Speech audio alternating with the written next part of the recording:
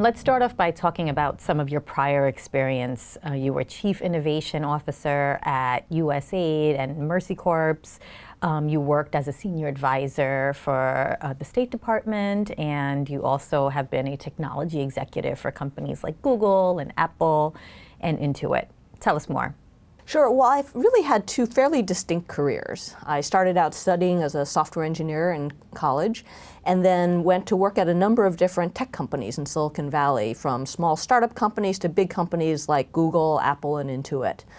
But through that time, for probably 20 years, I had this notion that I wanted to spend the first half of my career in the tech world and the second half of my career doing something more meaningful, doing something to make the world a better place. And so about 7 years ago, I made that shift. I made the leap and left Google, and a world that I had kind of really loved and thrived in, and dove into something completely different, and decided to focus on global poverty.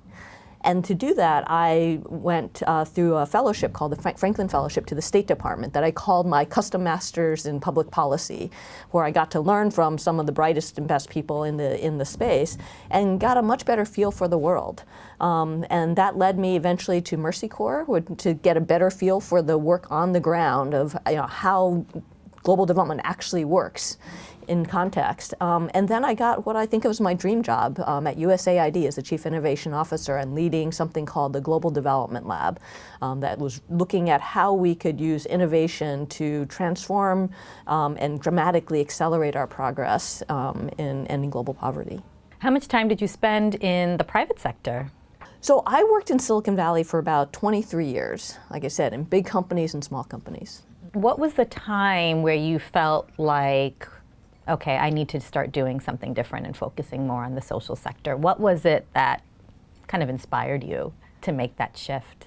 Well, the inspiration actually came something like 25 years ago. There was a woman that I knew as an acquaintance who worked at Apple. Her name was Elizabeth Birch, and she was an executive at Apple. And she one day announced that she was leaving her job and going to DC to run an organization called the Human Rights Campaign. And I was really stunned by this. She'd been a very successful executive, and I became inspired by this idea that, hey, I could, and I was very early in my career then, I was in my early 20s, and I got this idea that I wanted to do the same thing, that I wanted to have a great career in Silicon Valley, learn a bunch, contribute a bunch, but then really take my skills and expertise and look at where I could make a big difference in the world.